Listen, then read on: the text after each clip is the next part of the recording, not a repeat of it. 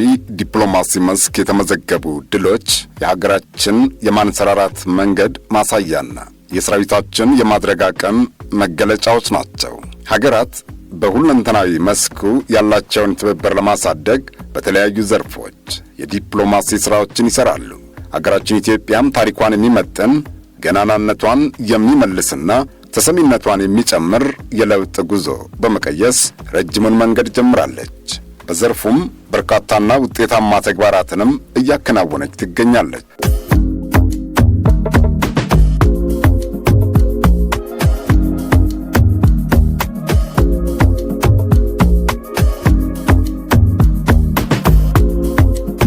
በተደራጀና ባልተደራጀ መልኩ ሀገርን ከወረራ በመከላከል ታሪክ የሰሩና የሀገራችንን ነጻነትና ክብር ያስጠበቁ ጀግኖች ልጆቿ መገኛ የሆነው የሀገር መከላከያ ሰራዊታችን ወቅቱ የሚጠይቀውን ሀገርን ከውጭ ወራሪ ኃይሎች የመጠበቅ ከውስጥ ተላላኪና የጥፋት ቡድኖች የመከላከል በልማት መስኩም በመሰማራት የሕዝብን ከድህነት የመላቀቅ ትግል የማገዝ ድርብርብ ተልእኮችን ተቀብሎ በቁርጠኝነት ከመፈጸም ባለፈ በወታደራዊ ዲፕሎማሲ መስኩም አንጸባራቂ ውጤት እያስመዘገበ ይገኛል።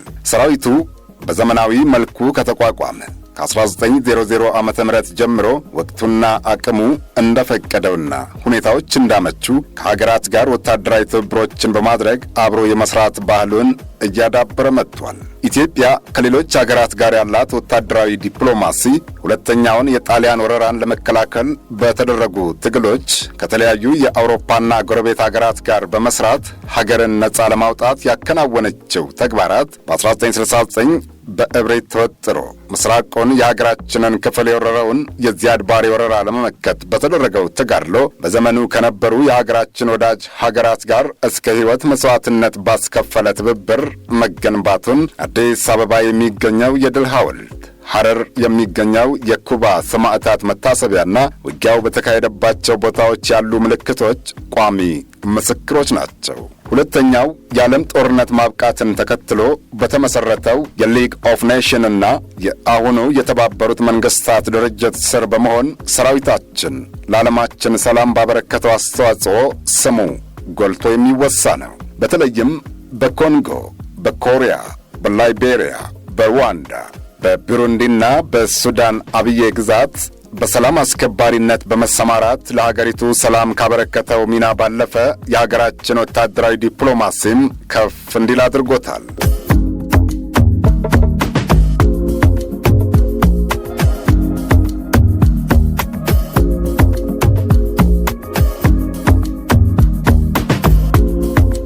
በተባበሩት መንግሥታት ድርጅት ስር በደቡብ ሱዳንና በአፍሪካ ኅብረት ስር ደግሞ በሶማሊያ በመሰማራት ሰላም ላጡ ወገኖች ሰላምን ከማስፈን ባለፈ በሕዝባዊነቱና በዲሲፕሊን አክባሪነቱ ተመራጭና ተፈላጊ የሰላም ኃይልነቱን በተግባር እያረጋገጠ የአገራችን ሕዝብ ጀግንነትና ሰላም ወዳድነትን በተምሳሌነት እያሳየ ወታደርም ዲፕሎማትም በመሆን አኩሪ ግዳጁን በጀግንነት በመፈጸም ላይ ይገኛል። በአገራችን የመጣውን ለውጥ ተከትሎ መከላከያ ባደረገው ሁለንተናዊ ሪፎርም በአዲስ መልኩ በተደራጀውና ውጤታማ ተግባራት እያከናወነ የሚገኘው የመከላከያ የውጭ ግንኙነትና ትብብር ዳይሬክቶሬትም ሀገራችንን በወታደራዊ ዲፕሎማሲ ዘርፉ ወደ ላቀ ደረጃ እንድትደርስ እየተወጣው ያለው ሚና ከፍተኛ ነው። የዘመናችን የውትድርና ዲፕሎማሲ አተኩሮ ከሚሠራባቸው ቁልፍ ተግባራት ውስጥ ከቅርብም ሆነ ከሩቅ አገራት ጋር በተለያዩ ዘርፎች እየተደረጉ ያሉ ወታደራዊ ትብብርና መተማመንን መገንባት፣ የአገራችንን የውጭ ፖሊሲ መደገፍ፣ በቀጠናችን ሆነ በሌሎች አገራት ያሉ የጸጥታ ችግሮችን መፍታትና በወታደራዊ ኢንዱስትሪዎችና ቴክኖሎጂዎች ላይ በትብብር ለመስራት በሚያስችሉ ዘርፎች ላይ ውጤታማ ተግባራትን እያስመዘገበ ይገኛል።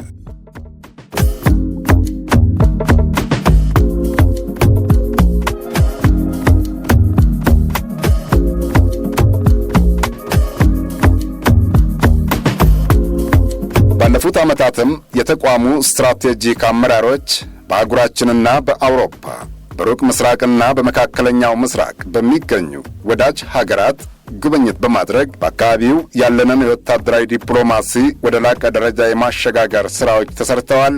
በዚህም በርካታ ውጤቶች ተመዝግበዋል።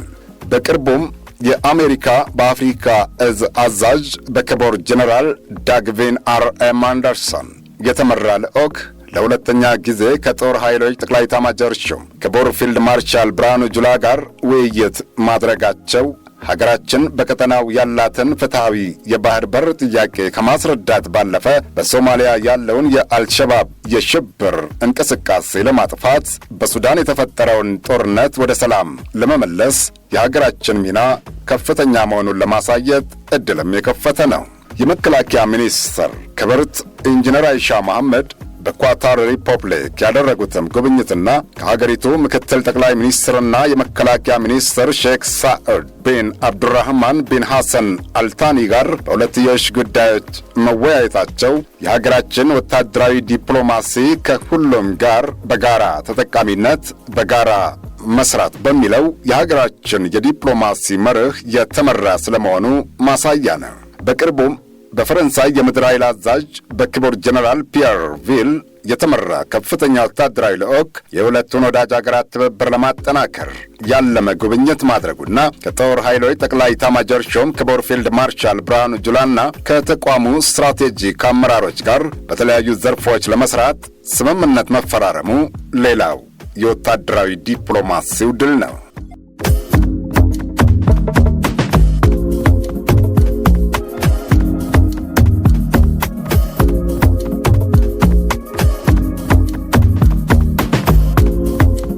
ሀገራችን የምትገኝበት ጂኦ ስትራቴጂካዊ ስፍራና አካባቢው ባለው ጂኦ ፖለቲክስ ምክንያት ቀጠናው ላልተረጋጋ ሁኔታ መዳረጉ ለሀገራችን ከጸጥታ ባለፈ በርካታ የብሔራዊ ደህንነትና ሕልውና ትርጉሞች ያሉት በመሆኑ የወታደራዊ ዲፕሎማሲ መስኩን በማጠናከር በትብብርና በመተማመን ላይ ባተኮረና ለጋራ ተጠቃሚነት በጋራ የመስራት ባህልን ማዳበር የሚያስገኘው ጠቀሜታ የላቀ ነው። ብዛት ያላቸው የሰራዊት አባላትን ወደ ተለያዩ ሀገራት ለረጅምና የአጭር ጊዜ ስልጠና በመላክ የአቅም ግንባታውን ለማሳደግና የልምድ ልውውጦችን ከማካሄድ ባሻገር በሀገራት መካከል ያለውን መተማመንና ትብብር በማሳደግም የዘርፉ ሚና ቀላል አይደለም። በተጨማሪም በተቋሙ በተለያዩ ከፍተኛ የትምህርትና የሥልጠና ማዕከላት ገብተው እየሰለጠኑ የሚገኙ ከተለያዩ አፍሪካ ሀገራት የመጡ አመራሮችና መኮንኖችም የሚያገኙት የልምድ ልውውጥ ተጠቃሽ ነው።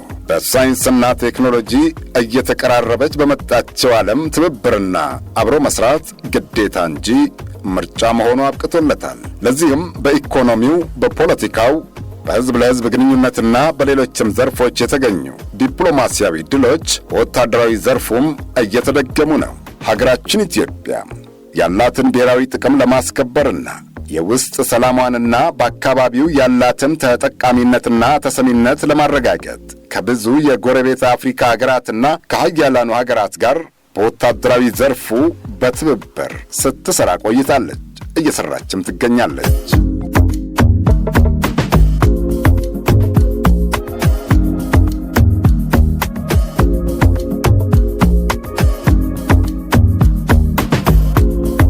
በሶማሊያ ያለው ሽብርተኝነት፣ በሱዳን ያለው ጦርነትና በቀይ ባህር አካባቢ የሚታዩ ተለዋዋጭና ኢተገማች ሁኔታዎች የሀገራችንን ፍትሐዊ የባህር በር ተጠቃሚነትን ለማስመለስ እየተደረገ ባለው ጥረት ከዓለም አቀፉ ማኅበረሰብና ጉዳዩ ከሚመለከታቸው ወገኖች ጋር በትብብርና በጋራ ተጠቃሚነት መንፈስ መስራቱ ያስገኛቸው ተጨባጭ ውጤቶች ብዙ ናቸው።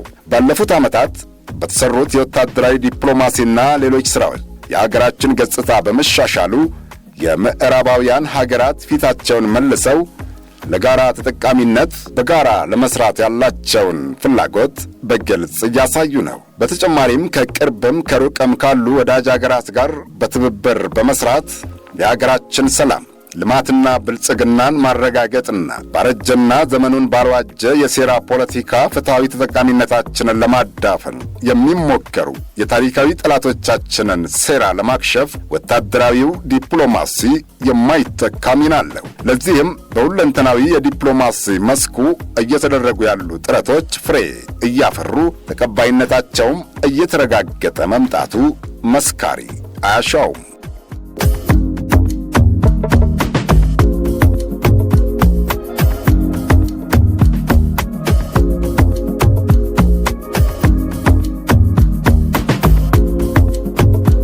የሀያላኑ ሀገራት ከፍተኛ ወታደራዊ አመራሮች ጉብኝት የሀገራችንን ገጽታ ለመገንባትና የሀገራችንን ትክክለኛ ብሔራዊ ፍላጎት እንዲረዱት በማድረግ በወታደራዊና የጸጥታ ዘርፎች በጋራ ለመስራት ከፍተኛ ዕድል ይሰጣል።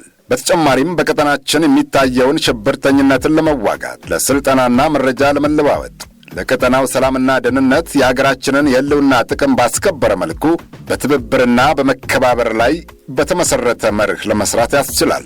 የሰራዊታችን ጥንካሬ ለሕዝባችን ልማትና ደህንነት፣ ለቀጠናው ሰላምና ልማት የራሱ የሆነ ጉልህ አስተዋጽኦ እያበረከተና ለአፍሪካና ለቀጠናው ደህንነት፣ ሰላም ከኢትዮጵያ ጋር መሥራት አማራጭ የሌለው ምርጫ የሆነ መምጣቱ በግልጽ እየታየ ነው። የምንገኝበት ቀጠና የሽብርተኞችና የጽንፈኞች መናኸሪያ ከመሆኑ ጋር ተያይዞ የሀያላኑ ሀገራት ሁለንተናዊ ፍላጎት ጎልቶ የሚታይበት በመሆኑ ሀገራችን በቀጠናው ላይ በቁመናዋ በታሪኳና በመብቷ ልክ ተጠቃሚ ለመሆን በምታደርገው ጥረት የበለጠ ውጤታማ እንድትሆን የወታደራዊ ዲፕሎማሲው ጥረት ተጠናክሮ መቀጠል ይኖርበታል። ሀገራችን በሁሉም የዲፕሎማሲ መስክ እያገኘች ያለውን ድልም አጠናክሮ ለማስቀጠል በወታደራዊ መስኩም በትብብርና በጋራ ተጠቃሚነት በመስራት የሀገራችንን ብሔራዊ ጥቅም የማስከበር ጥረት በአንድ ድንጋይ ሁለት ወፍን የመግደል ጥበብን የተከተለ ነው።